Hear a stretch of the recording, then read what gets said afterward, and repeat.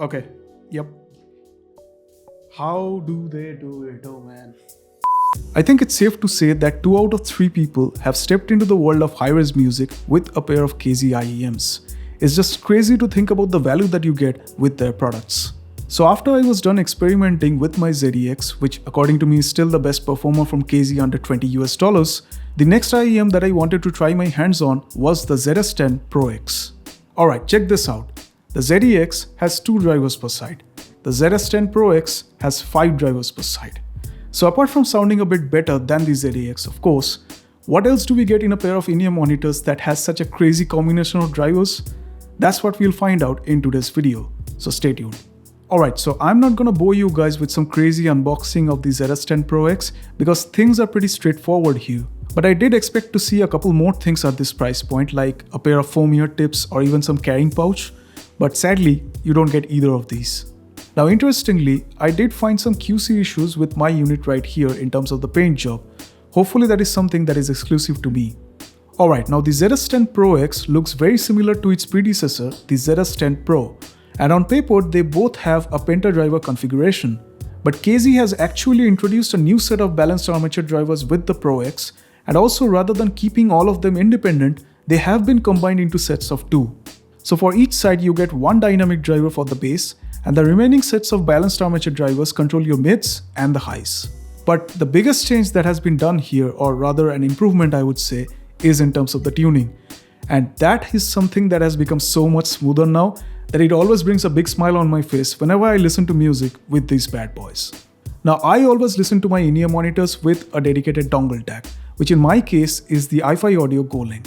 So while I was comparing the audio output of the ZS10 Pro X against my ZEX, the thing that immediately stood out to me in terms of the ZS10 Pro X was how much it was able to resolve in terms of layering and multiple image separation.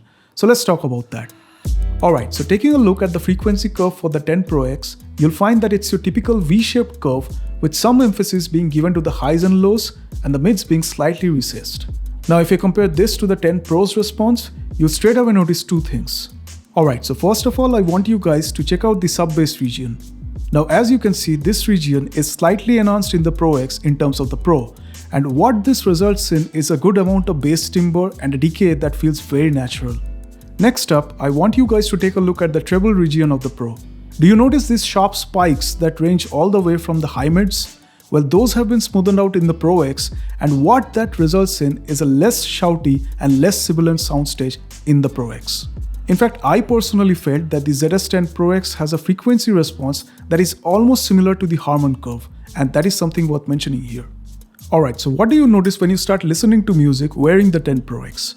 Now first of all, you'll notice that there's a lot of thump and a lot of grunt in the low end, and the soundstage feels very warm yet not losing that natural touch, something that I'm personally a big fan of.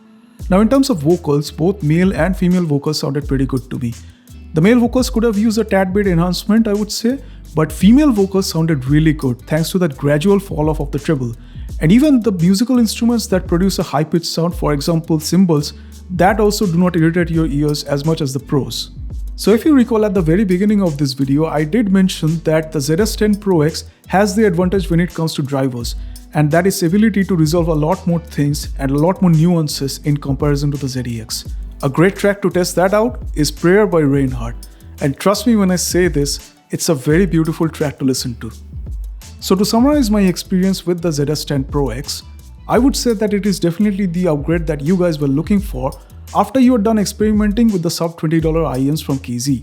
People who love bass in general will find themselves right at home with the V-shaped sound signature and a soundstage that is much deep, having a lot of details. I would recommend this IEM to those of you guys who want to take a break from flat and reference grade IEMs and want something that is a bit more punchy and energetic while still being able to resolve a lot of details. And that pretty much wraps up this video. I genuinely hope you guys got some value out of it. So don't forget to hit the subscribe button for more such videos like this, and I'll see you guys in my next one.